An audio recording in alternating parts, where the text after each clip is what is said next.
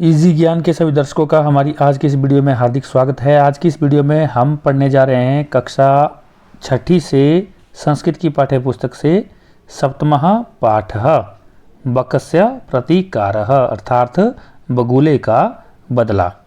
इस पाठ में हम पढ़ेंगे अव्यय प्रयोगः अर्थात अव्ययों का प्रयोग किया गया है जो इस पाठ में, उन शब्दों को जानेंगे हम। अव्यय किसे कहते हैं? अव्यय उन शब्दों को कहते हैं जो पुल्लिंग, स्त्रीलिंग और नपुंसकलिंग के परिवर्तित होने पर नहीं बदलते। तो चलिए पाठ को पढ़ते हैं और सीखते हैं अव्यय प्रयोग को, और साथ में इस कहानी को भी हिंदी भाषा में जानते हैं।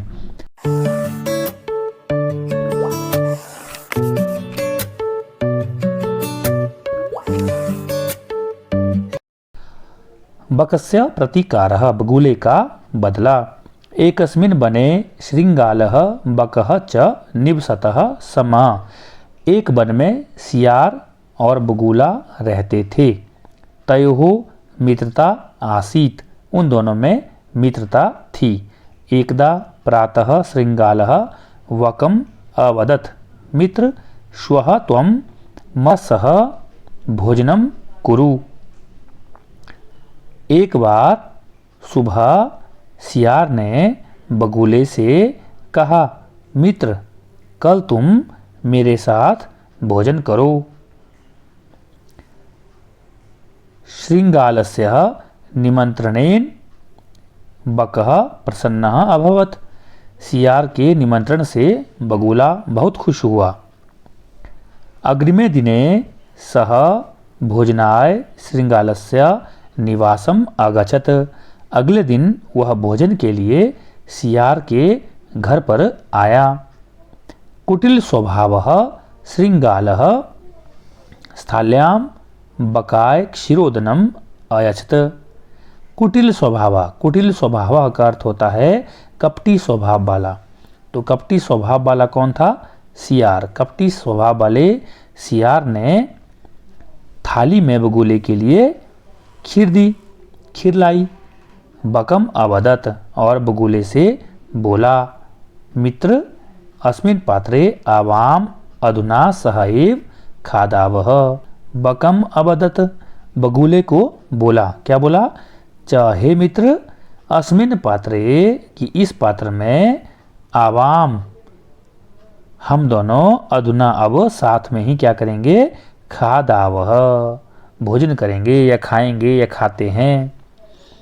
भोजन काले बकस्य चंचुः स्थालितः भोजन ग्रहणे समर्था न अभवत्। भोजन काले, भोजन के समय पर बगुले की चोंच थाली से भोजन ग्रहण करने में समर्थ नहीं हुई। अतः सह क्या? बकः केवलम क्षीरोदनम अपश्यत, इसलिए बगुला केवल खीर को देखता ही रहा। श्रृंगालः तु सर्वम क्षीरोदनम अभक्ष्यत, सियार ने तो सारी खीर खा ली। इस प्रकार से आप इसका सरलार्थ कर लेंगे। आगे देखिए, श्रृंगालेन वंचितः बकः चिंत्यत यथा अनेन मया सह व्यवहारः कृतः तथा अहम अपि तेन सह व्यवहरिष्यामि। सियार के द्वारा ठगे जाने पर बगुले ने सोचा, क्या सोचा? कि यथा अनेन मया सा व्यवहार कृता, कि जैसे इसने मेरे साथ व्यवहार किया है मैं भी अब इसके साथ वैसा ही व्यवहार करूँगा। एवं चिंतित्वा सह श्रृंगालम अवदत्, मित्र त्वमपि श्वः सायं मया सह भोजनम करिष्यसि।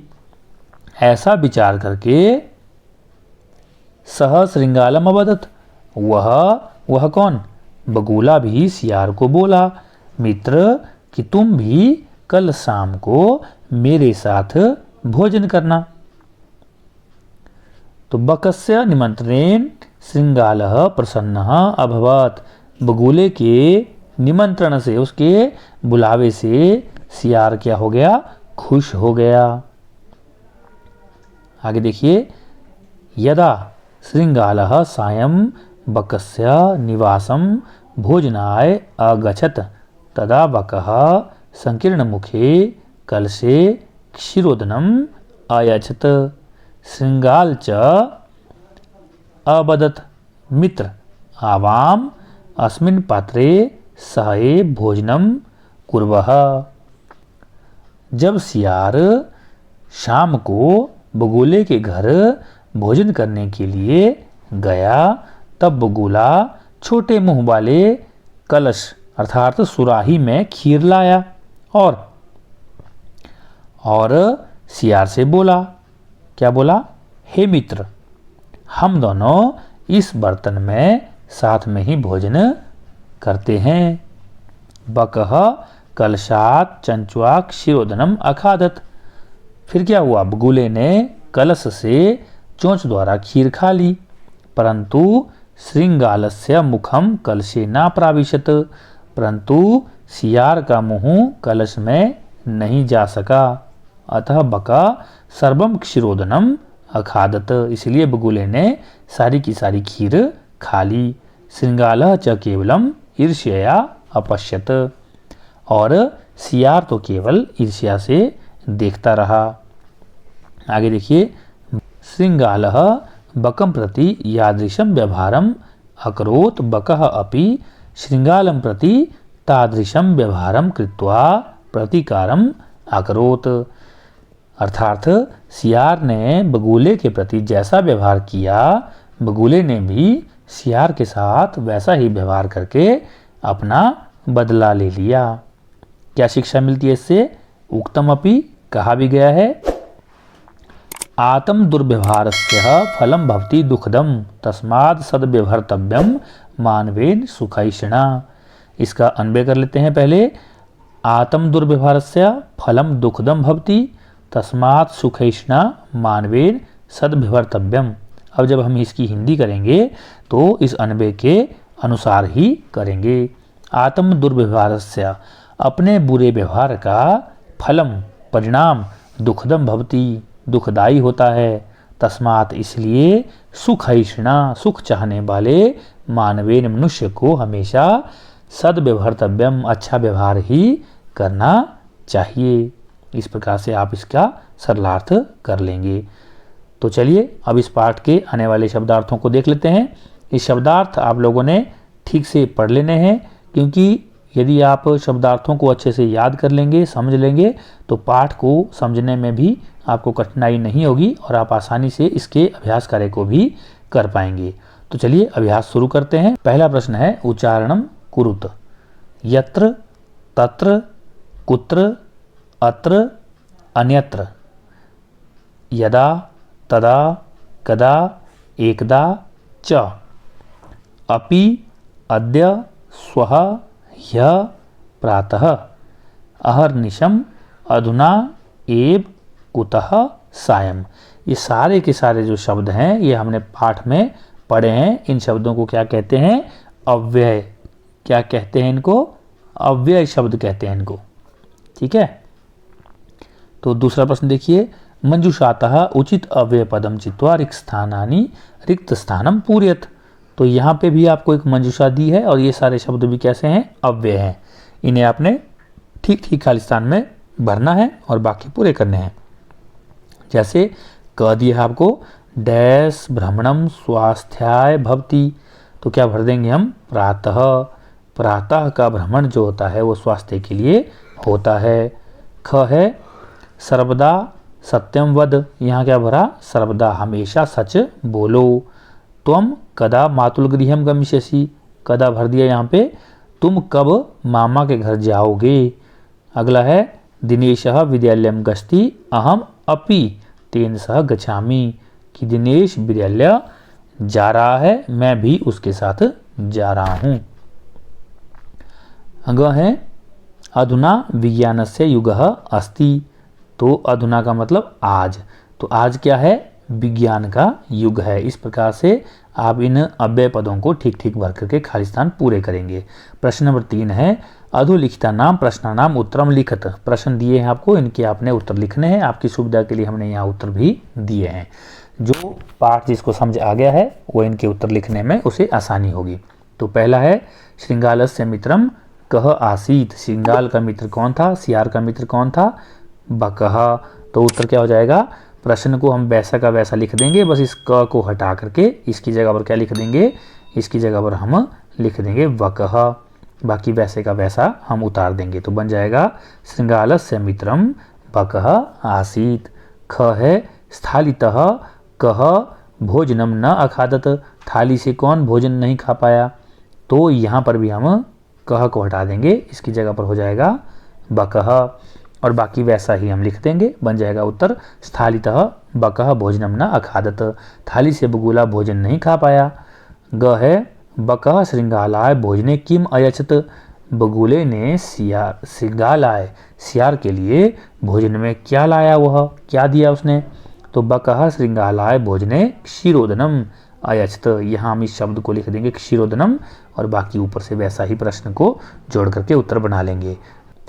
घ है श्रृंगालस्य स्वभावः कीदृशः भवति, तो इसका उत्तर हो जाएगा कैसा स्वभाव था उसका, कुटिल, कुटिलः। तो बस प्रश्न को देख करके कीदृशः की जगह पर आपने क्या करना है, इसकी जगह पर आपने कुटिलः भर देना है, तो आपका ये उत्तर बन जाएगा। तो हो जाएगा श्रृंगालस्य स्वभावः कुटिलः भवति, अर्थात सियार का स्वभाव कपटी होता है।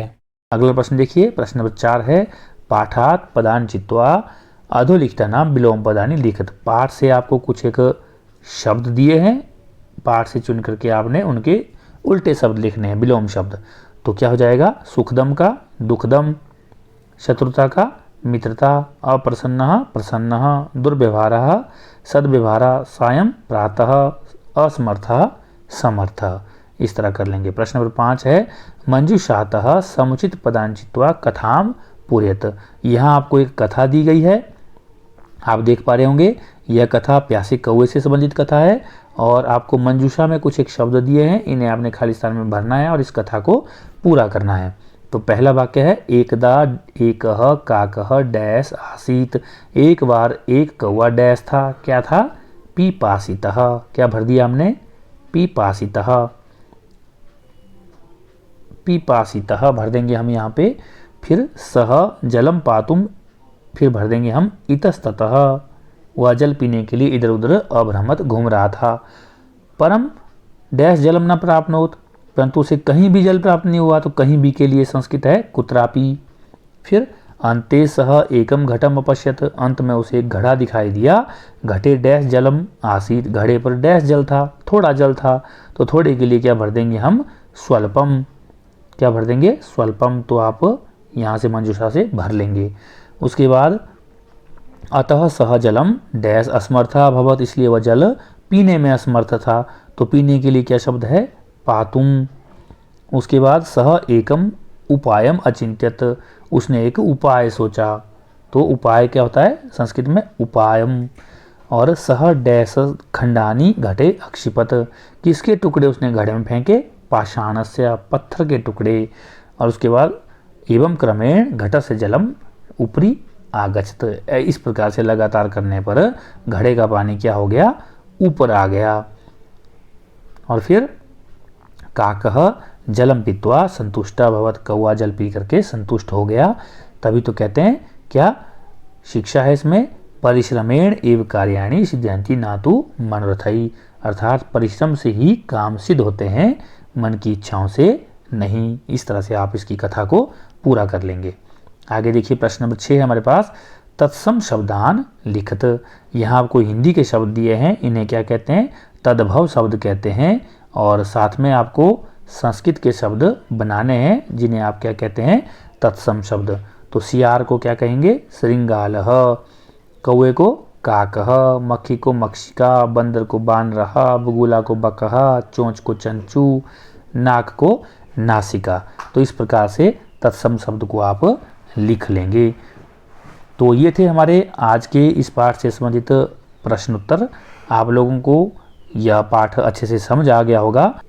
साथ ही साथ हमने इस पाठ का जो यह अभ्यास कार्य किया और यह सरलार्थ कार्य किया, यह भी आपको अच्छे से समझ आ गया होगा। उम्मीद है आप लोग इस पाठ को इस वीडियो के माध्यम से देख करके लिख लेंगे और याद कर लेंगे, समझ करके याद कर लेंगे। तथा जो भी दर्शक पहली बार हमारे चैनल पर आए हैं वे इसी प्रकार की ज्ञानवर्धक वीडियो को प्राप्त करने के लिए और संस्कृत भाषा को सीखने के लिए हमारे चैनल को लाइक, शेयर और सब्सक्राइब जरूर करें। बेल आइकन को ऑल पर जरूर सेलेक्ट करें ताकि जैसे हम कोई नई वीडियो अपलोड करते हैं आप तक हमारी वीडियो की नोटिफिकेशन सबसे पहले पहुंच सके। इसी के साथ वीडियो में अंत तक बने रहने के लिए आप सबका हार्दिक धन्यवाद। मिलते हैं किसी दूसरी वीडियो में, तब तक के लिए नमस्कार। आपका दिन शुभ हो, मंगल हो।